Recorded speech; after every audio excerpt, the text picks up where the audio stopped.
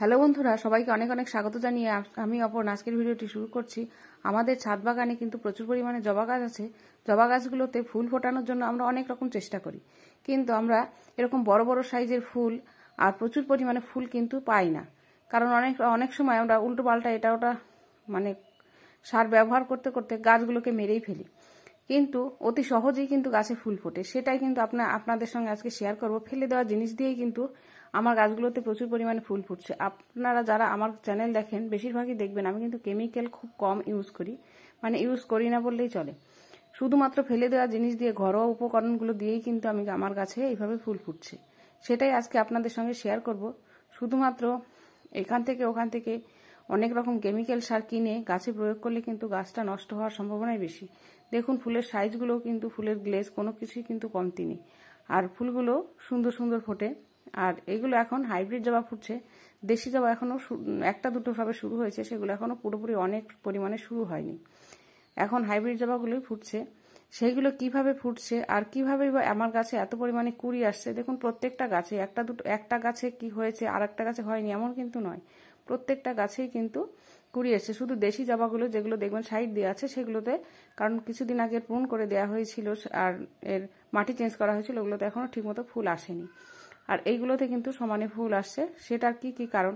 প্রথমে আগে গাছগুলো সারাদিন রোদ্দুর পায় এমন জায়গায় রাখবেন। আর গাছের মাটি এখন যে সিজন চলছে এই সময় কিন্তু প্রচুর পরিমাণে পাতা হলুদ হয়ে যাচ্ছে, সেই ভয়ে কিন্তু উল্টোপাল্টা কিছু স্প্রে করবেন না, কারণ এই সময় কিন্তু সমস্ত গাছেরই খেয়াল করে দেখবেন পাতা ঝরে যাচ্ছে। এটা পাতা ঝরার মরশুম, তাই পাতাটা ঝরে গেলে ভয় পাওয়ার কিচ্ছু নেই।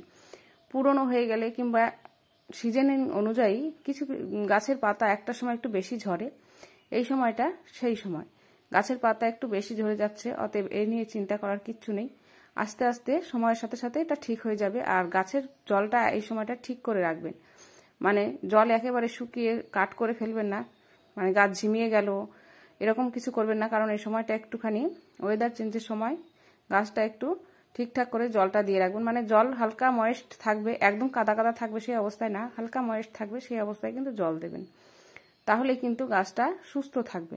আর একটি সুস্থ গাছে কিন্তু আপনার বাগানে প্রচুর পরিমাণে ফুল দেবে। আর এই গাছগুলোতে আমি কি লিকুইড খাবার ঘরোয়াভাবে দিচ্ছি সেইগুলো আপনাদের সঙ্গে শেয়ার করব। আর অনেকেই কমেন্ট করেন যে আপনাদের গাছে পোকামাকড় লাগছে, আর পোকামাকড় লাগলে কিন্তু গাছে ফুল হবে না। গাছের যে রসটা সেটা শোষণ করে নেয়, আর গাছে কিন্তু ফুলের সাইজ ছোট হয়, মানে কুড়ি ঝরে যায়। তাই আপনারা যে কোনো ধরনের কীটনাশক আপনারা কিন্তু 15 দিনে একবার করে রেগুলারভাবে ব্যবহার করে যাবেন।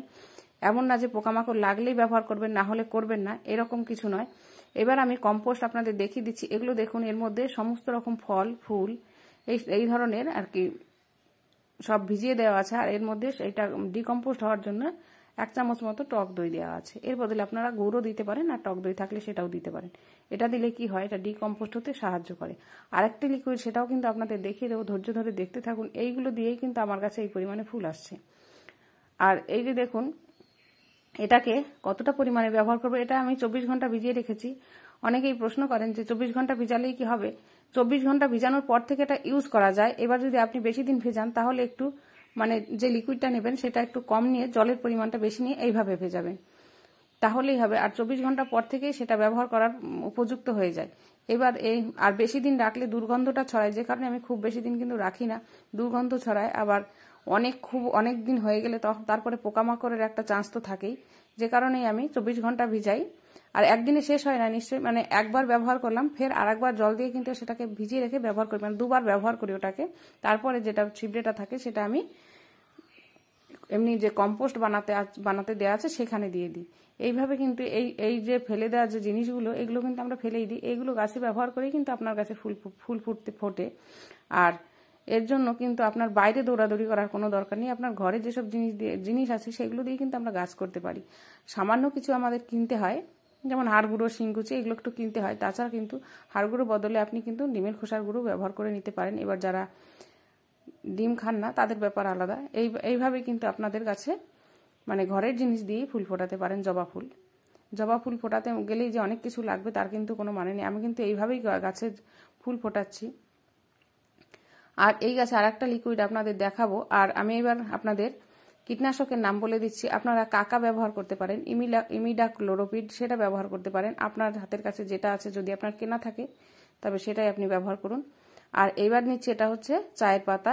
চায়ের পাতাটা এরকম 12 ঘন্টা ভিজিয়ে রেখে সেটাকেও গাছে 15 দিনে একবার ব্যবহার করবেন। আর আমি আগে যে লিকুইডটা দেখালাম সেটা আপনি সপ্তাহে 1 দিন করে ব্যবহার করতে পারেন, তাহলেই কিন্তু আপনার গাছে এই পরিমাণে ফুল ফুটবে।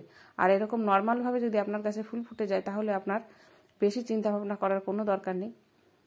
তাহলে ভিডিওটা আজকের মতন এই পর্যন্তই। সম্পূর্ণ ভিডিওটা যারা দেখলেন তাদের জন্য অসংখ্য অসংখ্য ধন্যবাদ।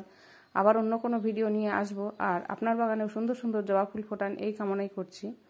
আর সহজভাবে সুন্দরভাবে ফুল ফোটালে কিন্তু গাছের ফুলের সাইজও বড় হয় আর ফুলও সুন্দর হয়, গাছটিও আপনার অনেক দিন সুন্দর থাকে।